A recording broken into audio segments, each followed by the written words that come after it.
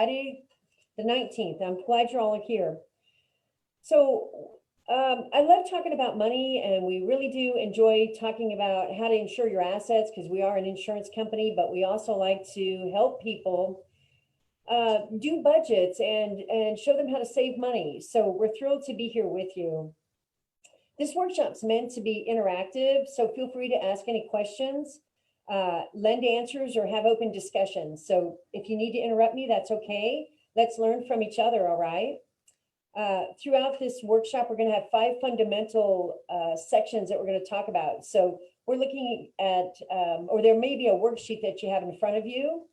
And we've got setting goals. We're going to talk about that. Then we're going to move on to building a budget. Then we're going to talk about saving money and managing debt, and then understanding how credit works.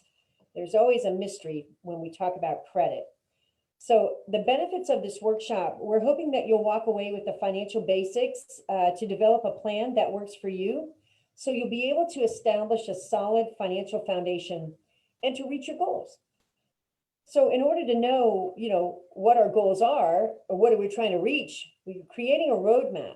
So if you have a worksheet in front of you, you may have one. If you do, look at it. We've got it on the screen here. And so we want to do the section that says setting goals. So we're going to try to create ourselves a roadmap, okay? Because if you don't know where you're going, you really can't accomplish what you're trying to do. So do you see this section, setting goals number 1? So what we want to do is figure out— Pam, real quick, I'm going to interrupt you real quick. Sorry, if you don't have a worksheet, don't worry. You can just have a piece of paper out and you can follow along with right on here. So if you want to write down some goals that you have and want to follow along with the screen, feel free. Don't feel like you have to have a worksheet to participate. Absolutely. Yeah. A white sheet of paper works magic. So again, we're going to create a goal for how we want to spend our money, okay? And what's important to us. So the first step we want to do is kind of decide there's 3 types of goals, like short term, when it's kind of money we might need in the next 12 months. So for maybe I want to buy a bike, and I want to buy this bike 6 months from now. How much is the bike and what do I need to save? So maybe that would be a short-term goal, or maybe the short-term goal is we need a refrigerator. So that's the one on the left, short-term goal. A medium-term goal is for years 1 to 5. Maybe the medium-term goal would be, I want to go back to school and I need to save for tuition. So that might be an idea. And then the long-term goal is 5 or more years. Maybe that's buying a new car. Maybe that's, I don't know, buying a house maybe.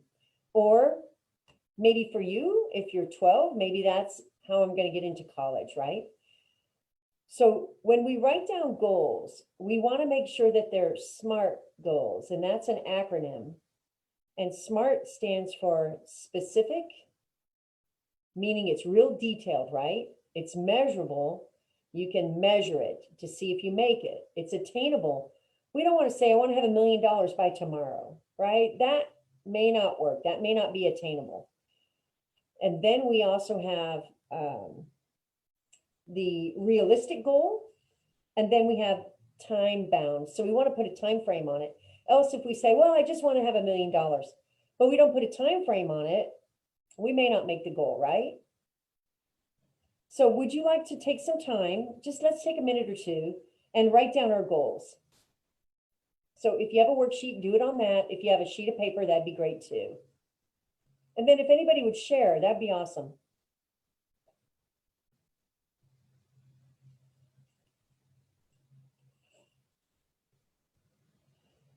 So Stacy, do you have any savings goals?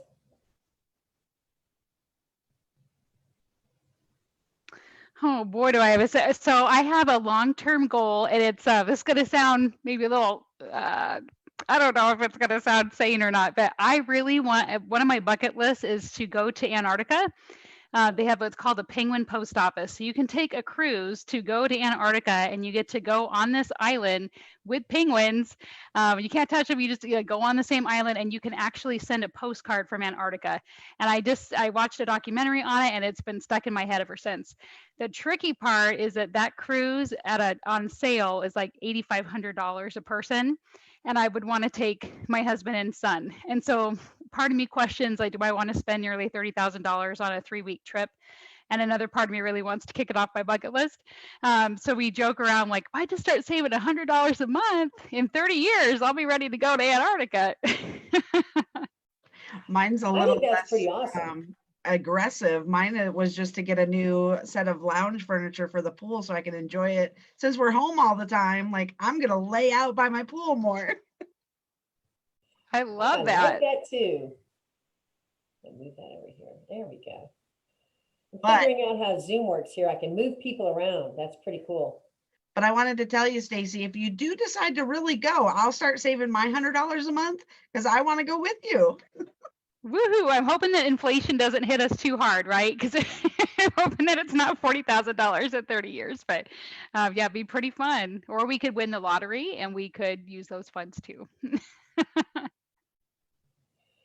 Has everybody written down their savings goals? Would anybody like to share? Besides, we had two good examples. What about you, Micah? I see yours in the chat. What would you like to save for? I have 2 long-term goals that I want to save for. One is saving enough money to go to a good college. And a second one is to start a kitten business. Oh, I like it. What would you do with the kittens? Are you just going to be pet sitting them? I would foster neonatal baby kittens that are orphans. Oh, wonderful. Did I see Kellen have a hand up? Yep. I would save enough. I would go to the Galapagos Islands to see, and I'll try to play soccer every weekend. That's awesome. I like that. So with the Galapagos Island goal, would that be short-term, medium-term, or would that be a long-term goal? All on. Yeah, a long-term goal. Good job. You have your passport ready? No. Okay. Well, that maybe could be a short-term goal for you, so you get your passport ready to go. Kellen, how about you and I meet up and we'll get our passports ready to go for our big adventures? I love it. So when we make them specific, right, we'll say, I'll have, in the case of Stacy, $30,000 in 5 years so I can take my husband and son to Antarctica on a 3-week cruise. That's pretty specific, right? Or Micah might say, I will have $50 in 3 months to start my kitten business. Right? Okay, good job. So common goals that every American should have really is we should have like an emergency fund. So what if, think about our friends in Texas, right? What if the pipe breaks in the house and we have water everywhere? We're going to need a little money to pay a plumber to fix that, right? So we want to call that an emergency fund. So we want to set aside money for that. Or what if the car needs new tires, right? Because things happen all the time. Or your bike has a flat, right? You got to get a new tire for the bike. There's stuff that always happens. So we want to have an emergency fund. A lot of times they say 6 to 9 months of your income should be in the emergency fund. Okay. So think about that. If you make $3,000 a month and they want 6 to 9 months, can you guys do the math on that? 3,000 times 9? What do you think? 27,000. That's a lot of money to have sitting in a savings account, right? That's a lot of money. Yeah. So we're trying to teach you, to start saving early before you get a lot of other expenses. Because when you go out and maybe get out of college and you hook yourself up with a cool new car, you almost just got yourself right back into debt. And it's hard to do these things when you have that commitment, right? When you have that new car commitment. And then we also want to set aside for retirement. Have you guys heard a lot about retirement? Oh, I love your kitty, Micah, sweet kitty. So we need to have money for retirement too. And they say a good rule of thumb is by saving 10 to 15% of your income for retirement. I've also heard some people say save 40%. Yowza, that's a lot of money, but we're in a low interest rate environment. And in a way, you do need to save a lot more than 10% in my mind. We have any questions on savings and setting our goals? Are we good? We want to move on to building a budget? All right, so the next one is building a budget. So we want to figure out from the goals, how are we going to save to get there, right? So when we look at this budget, you can see on your worksheet, and if you don't have a worksheet, again, you can just write it down separately. But do you guys see, right, what the mortgage or the rent is? Now, some of you might be young enough that you're living with your parents, so that might be zero.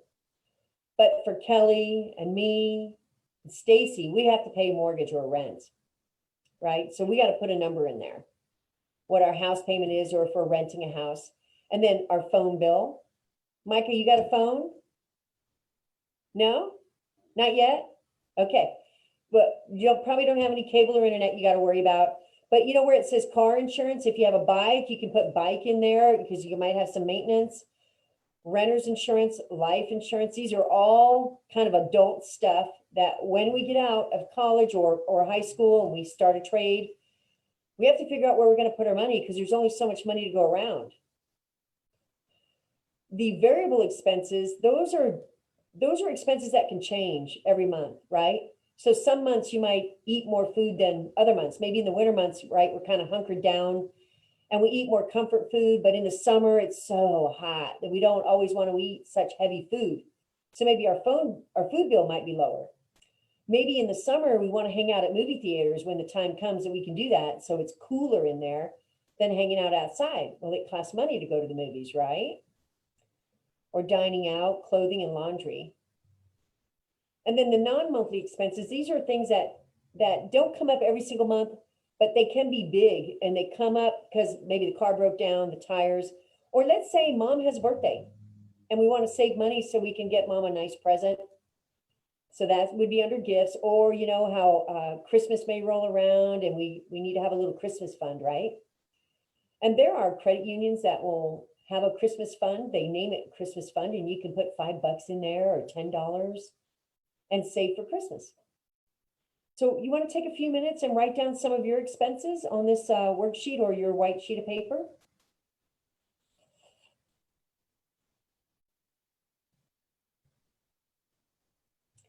You know what I know when I look at fixed expenses, I think I have just about every single one of those. Well, the student loan, I'm old enough to have the student loan gone, right? Pam, my goal this year is to be done with my student loans. I'm really excited about it. The kicker, I got to do a plug while you all are writing for State Farm, is we have really generous education benefits for our employees at State Farm. So if you're a full-time employee working at State Farm, they will pay for your bachelor's degree. They'll pay for a master's degree. We have a no out-of-pocket cost community college tuition program, so you don't even have to pay up front and get reimbursed. State Farm will pay it. So the majority of our employees that start at State Farm, they walk away with their degree without any student loan debts, which is amazing. I happened to get my degree before I started at State Farm, and I've been kicking myself since. But you can never put a price tag on education, right? So yeah, this year I'm hoping it's going to be off my list. Yeah, I absolutely agree. And you know, State Farm also offers scholarships too for the young people on the call with us. You can go to statefarm.com. And if you scroll all the way to the bottom, there's some links down on the bottom and there's a scholarship link down there, or it may be buried a little bit deeper. Maybe you can search on the website, but I think it's $1,000, but it's very helpful. So consider that too, when you get a little bit older and you're ready to look for money for college. besides working for the company, that's a good place to get it too. Yeah. How are we doing on these expenses? I saw like Micah talking about an allowance. Do you guys get an allowance? Yeah, I was kind of trying to get them to think about if they don't necessarily have to pay for the mortgage, but they live in the house, right? So you eat the food that your parents are buying at the grocery store. You probably ask for new shoes, new clothes, new pencils for school, that kind of thing, your new backpack. So what kind of expenses are you generating out of the family's income that maybe potentially you could think about next year? Maybe you don't need a new backpack, you already have one, and really start to think and negotiate even with the adults in your life that, you know, if I don't get the new backpack and we put that $20 towards my college fund, wink, wink, or towards, you know, my trip to Antarctica with Stacy, you can save. You can start to really think about what do you really need and what could you put in a savings plan. So for example, Micah plays soccer. So instead of getting new cleats every year, maybe you take really good care of them. I mean, your feet are going to grow. So maybe we try something different. Maybe a sports duffel bag. Maybe you don't need a new one embroidered each year. So thinking about how to reuse and repurpose what you already have so that you can save on those expenses that don't necessarily, you might want to put it toward your goal. Mm-hmm. Absolutely. Yeah. You know, I think sometimes in life, and even us older adults, right, we have to figure out sometimes there's not enough money that comes in for all the expenses that we have to pay. So what is going to go away? Are we going to maybe cancel our cable and watch Netflix? I don't know, right? It's always a give and take in life. And just like when you get your allowance, or if you did, or babysitting money, right? You only got $15 in babysitting money last night, so that only goes so far. What's the priority? So that's pretty awesome. That's why we're building a budget. Do we have any questions on there? So like we said, if our disposable income, and we probably should talk about what is disposable.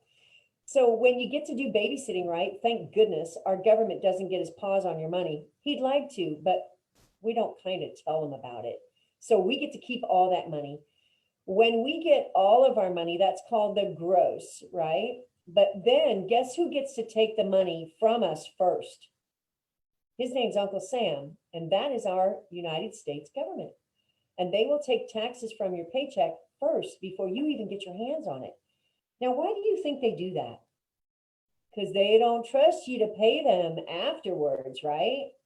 They're like, we're going to get the money first before you get your paws on it, and then you can do what you want with it. Well, that's called your net, okay? So if Uncle Sam is smart enough to be the first one to take the money, shouldn't we also follow Uncle Sam and be the second ones to take our money out of our paycheck and put it in a savings account, right? Yeah. And then what's left over, they call disposable income. So that's what we have to live on. Buy our groceries and pay our gas and fix our bike tire and pay for school and whatever else, right? Yep, that's disposable income. So what if the disposable income is not as high as we want? Well, we might have to get a side hustle, right? Find a side job to make more money. Maybe we get an education so we can climb higher on the corporate ladder to maybe make a little bit more money. Or we might have to decrease our monthly expenses, kind of like what we talked about canceling cable. Does anybody have any examples of that? Can you kids think of any? If your allowance isn't enough, but you want new tennis shoes or new cleats, what do you do? Yeah, Kellen?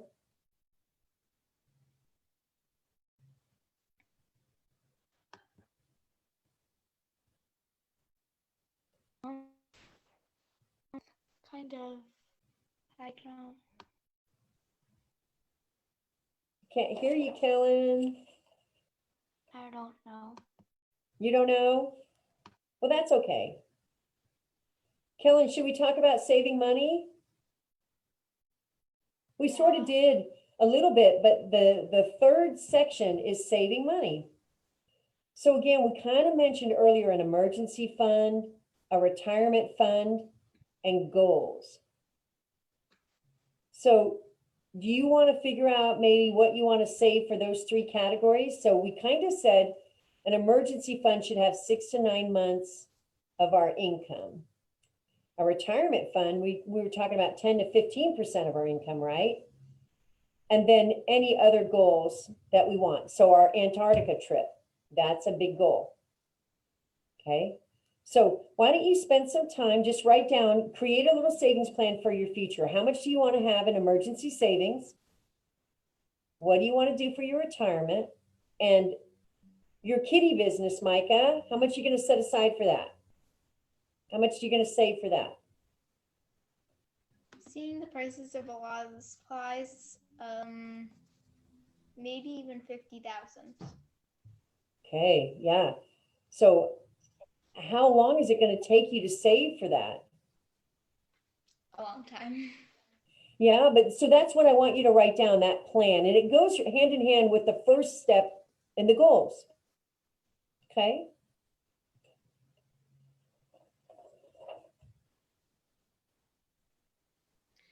And Micah, So you we can always- think about it as Stacy and I both have our regular job, but then on the side, maybe that's what you save for when you actually have your regular paying job. You keep putting money away because right now you don't have an allowance even. So maybe as you start to think, you know, when you have a full-time paying job, I'm going to promise to put $100 every paycheck toward the kitten business. So that way you can start building up and really designing and creating what is it going to look like and having a plan for that as well. I see Kellen holding up something. Good job, Kellen.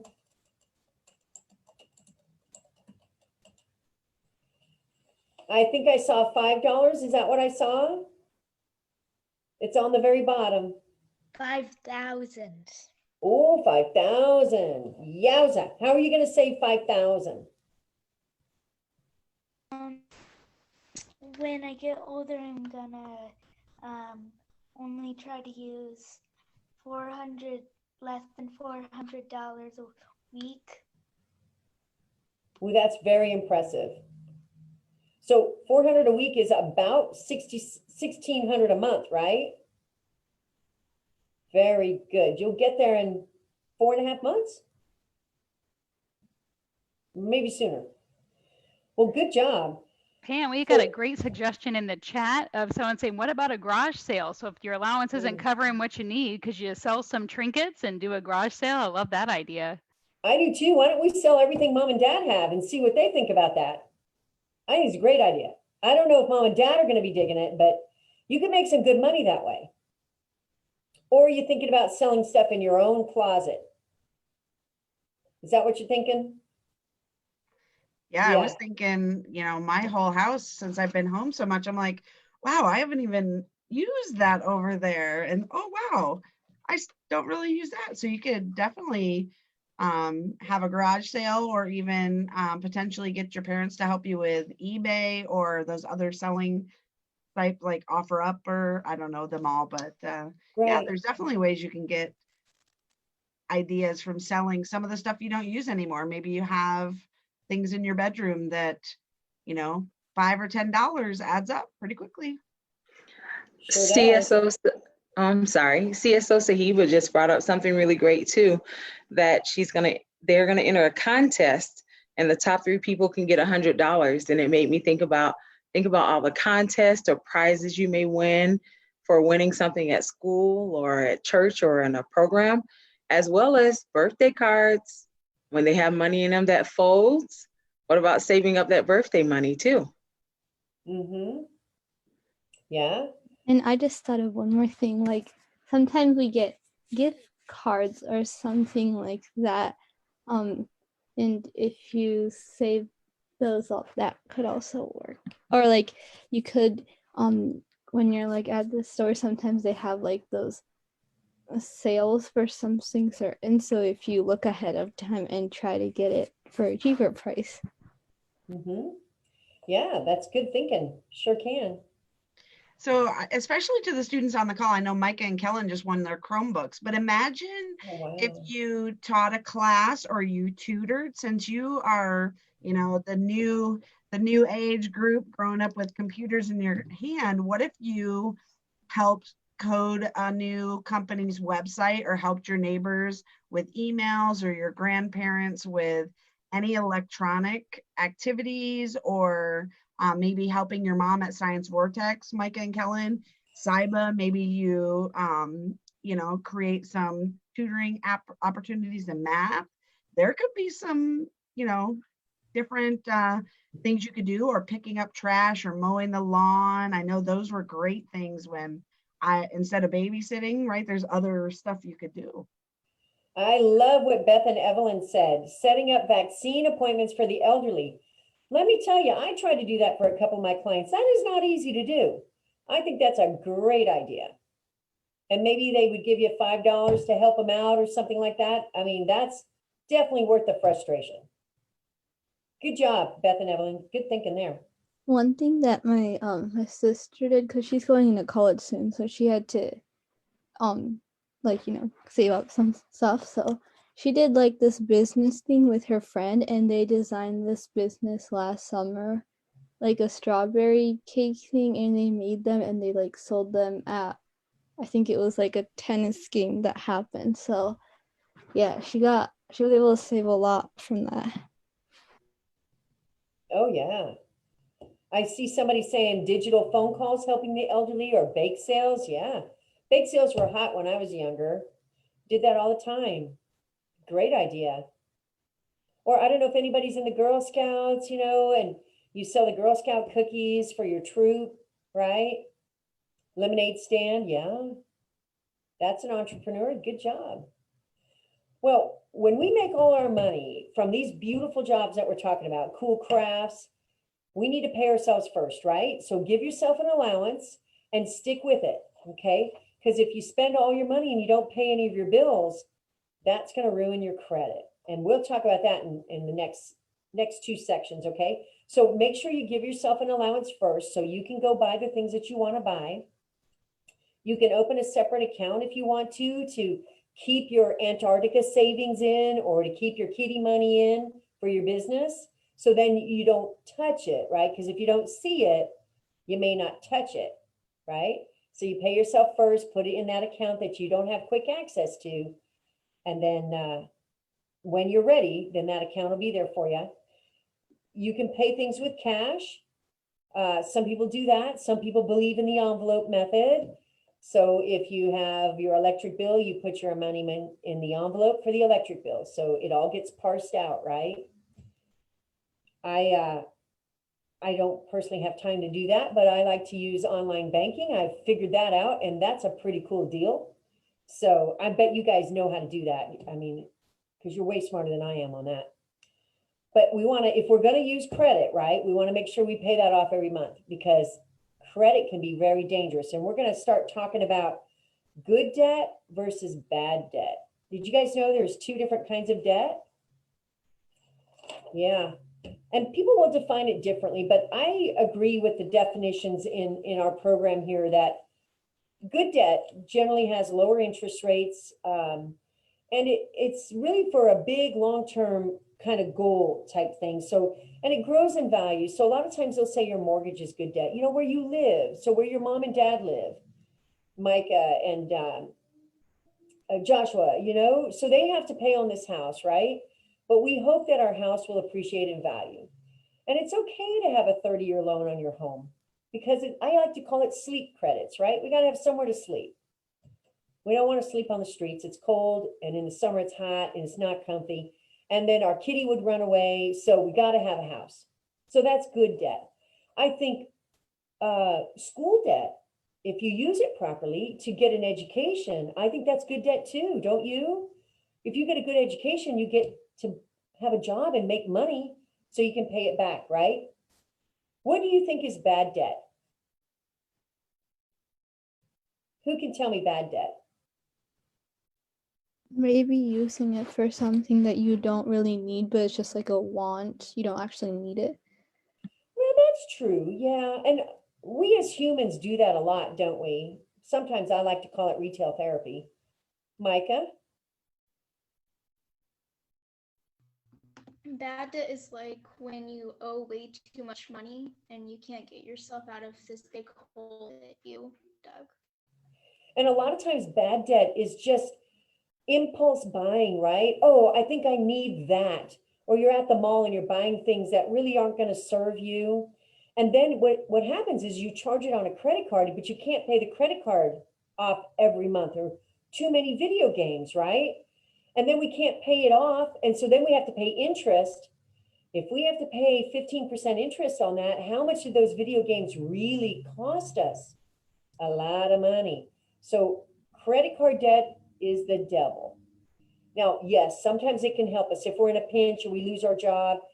Sometimes it can help us, but we got to work so hard to pay that off, okay? Because that is very, very expensive debt. So that's what we're trying to teach you. Credit card can be really good too if you use it to pay your gas and then every month you pay it off. It's convenient and you build your credit. And that's going to be the next section we talk about when we build our credit. A show of hands, who thinks a car loan is good or bad debt? What do you think? Good debt? Hand up? No? Yeah. Bad debt? Yeah. I think it might depend upon what you're using the car for, maybe the value, the cost of the car, right? And can you afford the car? Some people have the nicest looking cars, but they don't have any savings, right? So the car is kind of for show, but they have absolutely no savings. So that might not be a good long-term strategy. But car has to get you to and from work, doesn't it? But a Toyota Corolla rolls the same way as a Tesla, but the pricing is pretty different on those, right? Sure is. Okay, do you want to write down some debts on your worksheet? So we have a little section there for debts. Do you guys have any debts? Do you owe your mom and dad anything? Any money? No, but my mom owes me. Your mom owes you money. Oh my goodness. When are you going to ask her to pay up? Always. Okay. Good for you. You know, if you ever find yourself in credit card debt, one way to do is just make a chart of all the credit card debt that you have, what the balance is, what the minimum payment is, and what the interest rate is. And then try to tackle it that way. So you probably want to go at it with the highest interest rate, pay that off first, and then keep going down the line. But the most important thing is you got to pay the minimum premiums or minimum payments, and you got to pay it on time so we don't hurt our credit, okay? Because credit is so important in the world we live in. I know for the younger people that may not make a lot of sense, but you know, Kellen, your mom has borrowed money from you. So you probably are not charging her interest. So she probably has a 0% interest loan. But if you charge mom money, like 10% interest, mom, until you pay this back, then you start to earn money on your money because you're the one with the money and mom doesn't have the money. Does that make sense? Or like the banks have the money and we don't, so we have to pay the bank to borrow the money. So Kellen, you're in what I like to call the catbird seat. So talk to mom about that, huh? Okay. Try to pay a little bit more than the minimum every month if you do have credit card debt. I think sometimes paying extra money on a mortgage or a car loan maybe is not as important as getting that credit card debt paid off because the interest rate is so much higher. Does that make sense? All right. Do we have any questions on that? Okay. We always want to focus on paying our debt as quickly as possible. And the reason for that is, especially credit card debt, is we pay less interest, right? We don't want to make the bank any more rich than they are. The bank's got a fountain in their front yard. We want the fountain in our yard, not their yard, right? So that's how we do it. Let's talk about understanding credit. This can be really complicated, even for adults. They don't understand how credit works or how their credit report is designed or created, right? So everybody that's probably over 18 has a 3-digit credit score. So if you ever apply for a loan or a student loan or a credit card or a car loan, you have a score. And sometimes when you're young, your score's not very good because you don't have any credit. You haven't proven that you can pay off a credit card or pay off a loan because you're just starting out. So sometimes you might need a cosigner, meaning maybe a parent to vouch for you when you're first starting out, and then you can build your credit that way. But these 3-digit credit scores, they range from, like 300, which is not a very good score, all the way up to 850. What do you think if you have a good credit score? Do you think you'll have a higher interest rate on a car loan or a lower interest rate? Who thinks a higher interest rate? Anybody? So Kellen, you think that if I have a really good credit score, I'll have a higher interest rate, or a good credit score means that I'm most likely going to pay it back. So do you think they would reward me with a lower interest rate? Anybody? Lower interest rate? Probably a lower interest rate would be the answer, right? That's why we want to keep our credit good. So let's look at this pie chart that Stacy has up here. Stacy, what do you think about these 5 factors? What's most important? I think the one that's most important is going to be this bigger piece right here, because it's going to take the majority. 35% of your score is payment history, and if you're able to pay your bills on time. Absolutely. We got to pay our bills on time. So like if we were to say, Mom, you borrowed $10 from me and it's due on Saturday at 5. If Mom doesn't pay on time, Mom might get a late pay fee. And man, if there's anything that really can put you in the hole financially is paying fees that you don't need to pay, unnecessary fees. So ATM fees, late fees, penalties. Don't get yourself there, you guys. That is just such a waste of money, okay? So the second biggest piece of this pie is something called the credit utilization ratio. So do you have low balances on your credit cards, or are they maxed out? So what that means is maybe we have 5 credit cards. So maybe we have Kohl's and we've got Costco, I don't know, and a couple other cards, right? Are they all maxed out to their limit? Or do they all have very, very small balances on it? So I have a lot more credit on these cards. That's what credit utilization means. And if they're maxed out, that will hurt your score. If they're not maxed out and you have a lot of room on there for credit to use, that will help your score. I think a lot of people get confused by that one. And sometimes, Stacy, do you think if you cancel one of your credit cards, you're like, I paid it off, I'm done, and you cancel it, will that hurt you or help you? Actually hurts you. And I can tell you from personal experience, I got myself in my 20s into some pretty bad credit card debt. And I've pushed my way through it. And 2021 was my first year going in without any credit card debt, which was very exciting.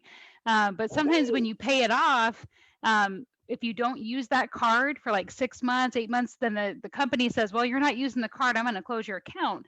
But what it does is it closes that a credit. Let's say you had $20,000 available on that credit card.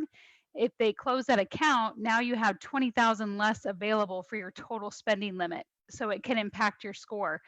So it's better to keep it open and use it and pay it off than it is to close it when you're done. I absolutely agree. I think that's one of the most misunderstood portions of credit score, that piece right there.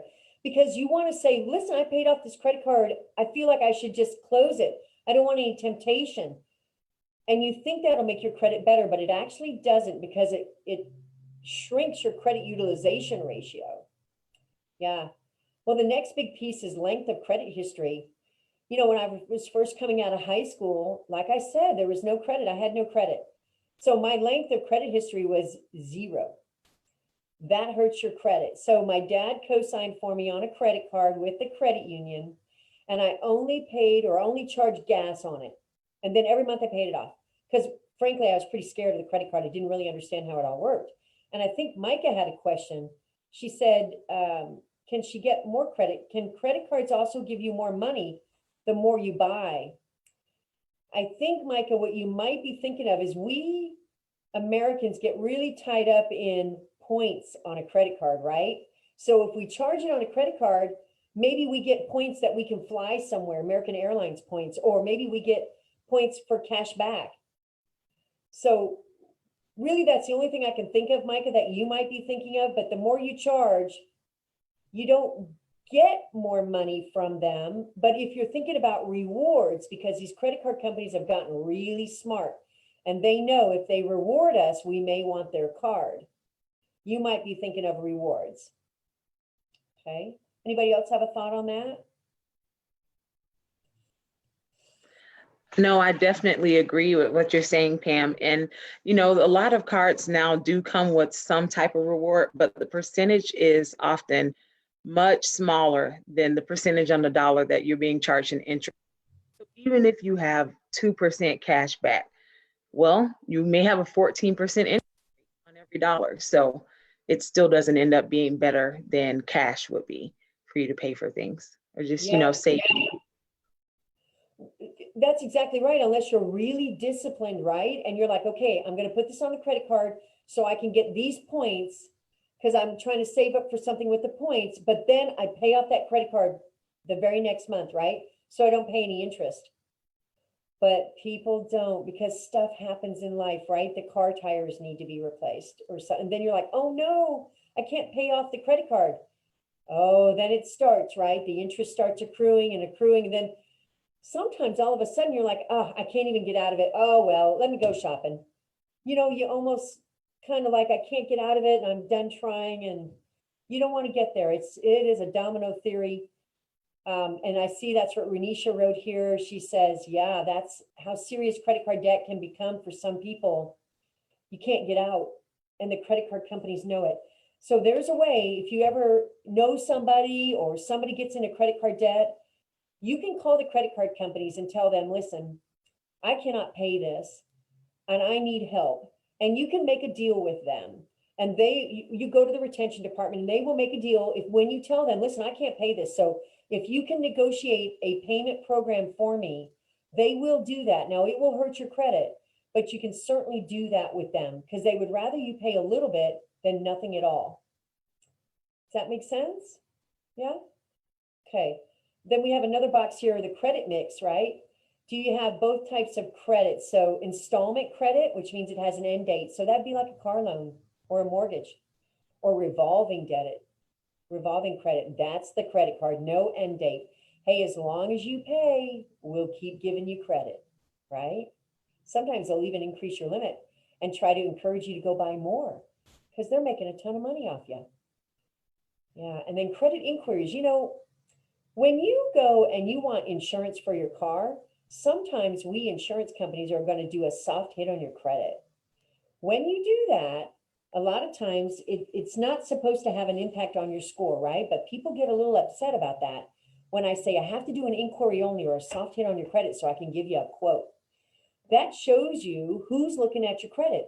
But credit card companies do that all the time to decide if they're going to increase your limit or if they're going to give you a card, okay? So if you wonder, man, mom just got a credit card in the mail, just showed up. Well, somebody did a credit inquiry and they think she's a good risk. Yeah, does that make sense? There's a hard inquiry too. What that is like, say you're trying to buy a house or you want to get a student loan. They're going to pull your FICO score, all right? And the next slide here shows kind of the range of FICO scores. I find this really interesting. And then you got that Vantage score too. And that's what the credit reporting companies have kind of created here. So what's a good credit score? Well, anything above 700 is really good. So you should aspire for that. I would like to challenge you when the time comes, try to be 750 or higher. Because if you have a higher credit score, you get lower interest rates when you borrow money. People trust you. They know you're going to pay it back. And, you know, when you can get 2.75% on a 30-year mortgage, holy moly, that's a good deal. And you get that because you got good credit. Now, how do you know what your credit is, right? Well, you can get a free credit report at annualcreditreport.com. Our federal government has set that up. They have to give you a free one every year from all three reporting bureaus. And there are three of them. So you get, is it TransUnion, Experian, and Equifax? So for the kids on the call, I know that that's kind of a complicated subject right here, what we just went through. Stacy or Renisha, you guys, Kelly, you have anything to add to all of that? I'm pretty excited about my credit score right now. So I'm at an 823. Woo, woo.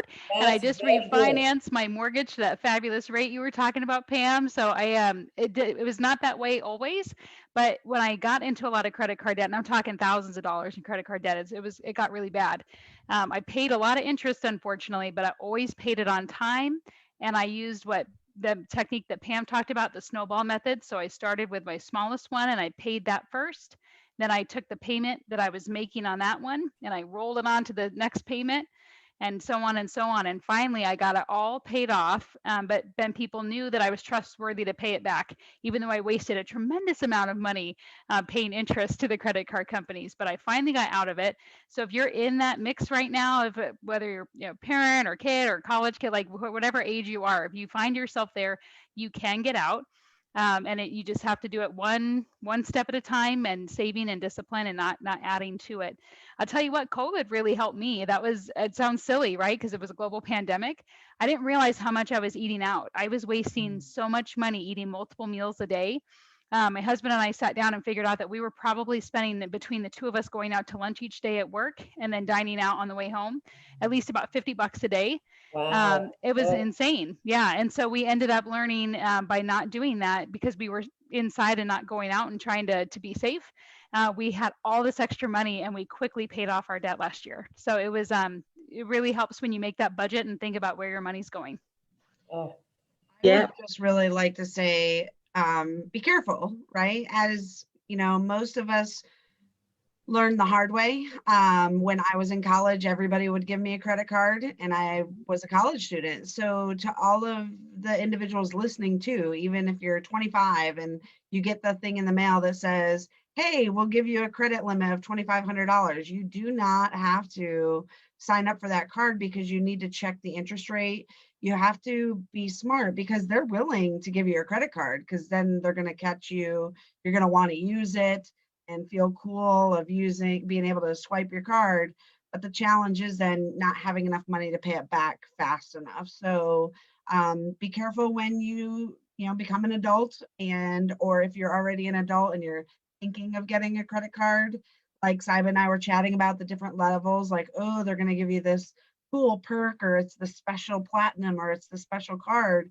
Be careful, because sometimes they have loopholes. Most of them have loopholes. So just be really cautious about getting a credit card at all. It's not necessary if you plan ahead, like Pam's talking about, really thinking about putting your money in different accounts for specific things.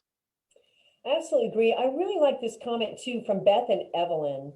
It says the problem with using a debit card is if it's stolen, the bad guy can empty your bank account. That can't happen with a credit card as easily. And it's true. I don't have a debit card. I've never had one, but I use a credit card for everything, but I had to learn to pay it off.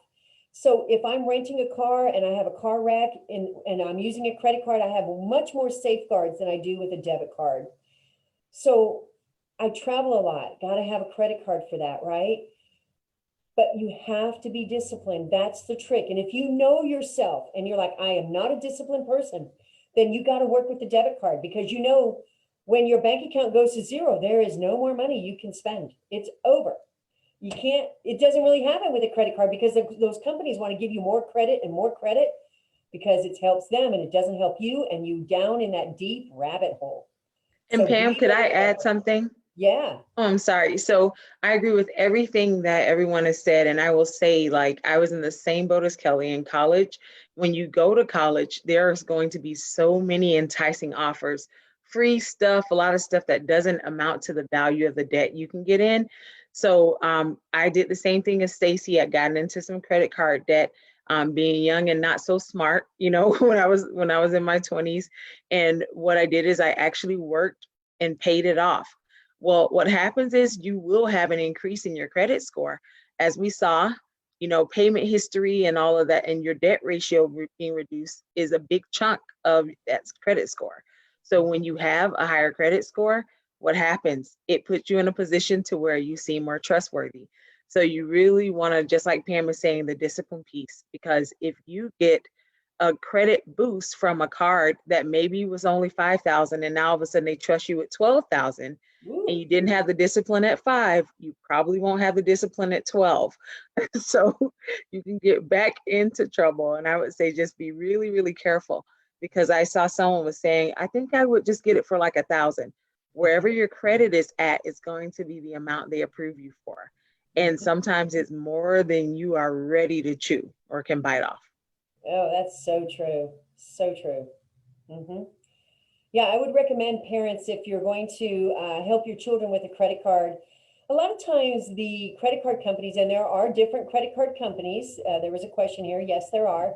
You got Visa, MasterCard, Discover, and American Express, right? But a lot of times the companies will have a student card, and State Farm used to have a student card, and we might with US Bank as well, where you get a $500 limit. That's it.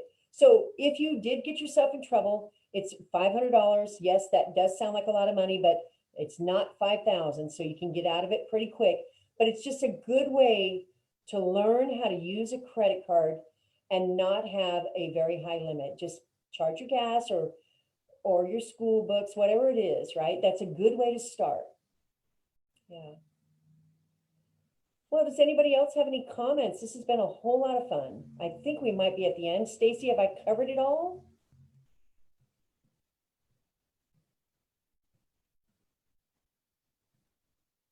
Sorry, I couldn't get my mute button because it popped down from the top there.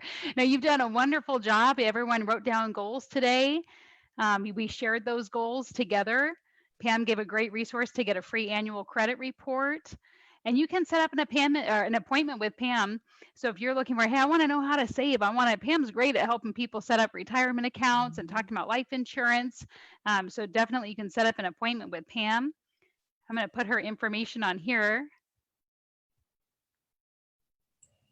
Oh, there's nothing more than I like talking about saving money, growing money. You know, for SciTech Institute, we just wanted to say thank you so much, because Pam, you were a wonderful presenter and you talked to all ages of the participants that were on the call. You involved everybody. Your demeanor is just so pleasant, and it's a tough situation when, especially for the adults that maybe are listening to this via Facebook later, the idea that sometimes you can find yourself in a bad credit score situation and it's embarrassing and you feel like you can't get out of it. But know that there are people like Pam out there who are willing to help you put that $20 away and then put $50 away and pay off those cards, and strategies to improve your credit. So if you do find yourself in a situation where you're not at the 800 like Stacy, like, way to go, that's impressive. But you're working toward it and you want to connect with Pam. I think that that's something that we really want to promote here at SciTech Institute. We love having State Farm as a partner and a sponsor and a collaborator. So, potentially we can continue to talk about these opportunities with our public. So I appreciate you for being such a wonderful presenter tonight. Well, it's my pleasure. I love talking about money, and there's just so many options, but people don't know where to turn. So a lot of State Farm agents will do this. Turn to your State Farm agent. I have done budgets for people. I have done a little marriage counseling for some couples, right? Because a lot of times money is one of the biggest factors in a marriage that tears them apart because they have different ideas. We do those kinds of things. So keep it in mind. We're here to help. Thank you so much, everybody. Thank you. Have a good weekend. Good night. Bye-bye. Thank you for joining. Thank you. Take care, everyone. SciTech Festival. It was so nice. We definitely would love to connect you with a local agent. Here's Pam's information. Reach out, get connected, and we'll see you for the final week of the festival. Good night. Hey, good night.